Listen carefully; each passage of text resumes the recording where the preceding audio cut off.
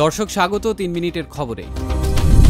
বাংলাদেশের গণমাধ্যম এখন নজিরবিহীন স্বাধীনতা উপভোগ করছে, তবে সামাজিক মাধ্যমে প্রচুর ভুয়া তথ্য ছড়িয়ে পড়েছে, এমন মন্তব্য করেছেন অন্তর্বর্তী সরকারের প্রধান উপদেষ্টা ডক্টর মোহাম্মদ ইউনুস।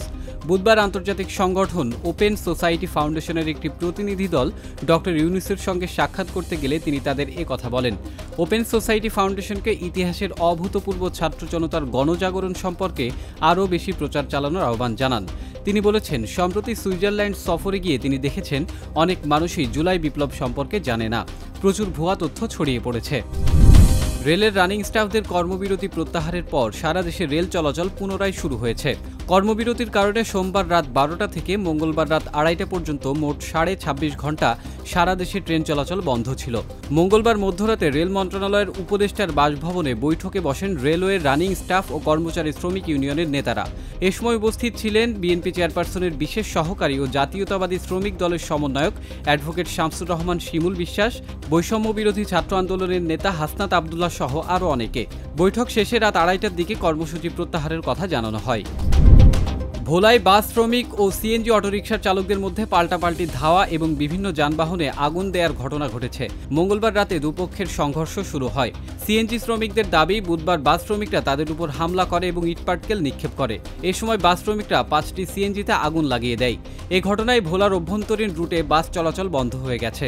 বাস শ্রমিকদের অভিযোগ, সিএনজি শ্রমিকরা তাদের অনেক সহকর্মীকে মারধর করেছে এবং বাস পুড়িয়ে দিয়েছে। তার বিচার না হওয়া পর্যন্ত বাস চলবে না।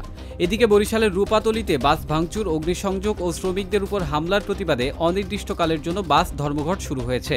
এতে 16 রুটে যান চলাচল বন্ধ হয়ে গেছে। এমনকি সড়কে 3 হুইলারও আটকে দিচ্ছে শ্রমিকরা, ফলে চরম দুর্ভোগে পড়েছে সাধারণ যাত্রীরা। টানা 3 দিনের কর্মবিরতি প্রত্যাহার করেছে খুলনা বিভাগীয় ট্যাঙ্ক লরি শ্রমিক ইউনিয়ন। প্রশাসনের আশ্বাসে বুধবার সকাল থেকে তারা কর্মবিরতি প্রত্যাহার করে নেয়। খুলনা বিভাগীয় ট্যাঙ্ক লরি শ্রমিক ইউনিয়নের সাধারণ সম্পাদক আলী আজিমকে গ্রেপ্তারের প্রতিবাদে গত রবিবার থেকে কর্মবিরতি শুরু করে ট্যাঙ্ক লরি শ্রমিকরা। তবে তাকে ছেড়ে দেওয়ার আশ্বাসে কর্মবিরতি তুলে নিয়ে তেল লোড করেন শ্রমিকরা। ট্যাঙ্ক লরি শ্রমিকদের কর্মবিরতির কারণে 14টি জেলায় জ্বালানি তেল সরবরাহ বন্ধ হয়ে যায়। পেট্রোল সংকটে অনেক জায়গায় পাম্প বন্ধ করে দেওয়া হয়। রাজনৈতিক সংস্কার ছাড়াও অর্থনৈতিক সংস্কার সম্ভব নয় বলে মনে করে বেসরকারি সংস্থা centre for policy dialogue CPD. সংস্থাটি বলছে, ক্ষমতার পালা বদল হলেও অর্থনৈতিক গতিধারার উন্নতি নেই। অক্টোবর পর্যন্ত রাজস্ব আহরণের প্রবৃদ্ধি মাত্র 3.7%, যা আগের বছরের একই সময় ছিল 17 ভাগের বেশি। বুধবার সকালে মিডিয়া ব্রিফিংয়ে সিপিডি জানায়, বিদেশি ঋণের ব্যবহার উল্লেখযোগ্য হারে কমেছে। অভ্যন্তরীণ উৎসে নির্ভরতা বাড়ছে, যা আগামীতে নেতিবাচক প্রভাব ফেলতে পারে। জয়পুরহাটের আক্কেলপুরে বিক্ষোভ ভাঙচুরের ঘটনায় নারীদের ফুটবল ম্যাচ স্থগিত করা হয়েছে। মঙ্গলবার বিকালে তিলকপুর উচ্চ বিদ্যালয় মাঠে আয়োজিত টুর্নামেন্টের জন্য টিনের বেড়া তৈরি করা হয়েছিল, কিন্তু কিছু লোক সেই বেড়া ভেঙে দেয়। পুলিশ বলছে, নারীদের ফুটবল ম্যাচ বন্ধ করতে মঙ্গলবার সন্ধ্যায় পরিস্থিতি উত্তপ্ত হয়ে ওঠে। বিক্ষুব্ধ লোকজন টিনের বেড়া ভেঙে দেয়। এর আগে মঙ্গলবার বিকালে তিলকপুর রেলওয়ে স্টেশন সংলগ্ন স্বাধীনতা চত্বরে জড়ো হয়ে বিক্ষোভ মিছিল করে তারা। এতক্ষণ সঙ্গে থাকার জন্য ধন্যবাদ।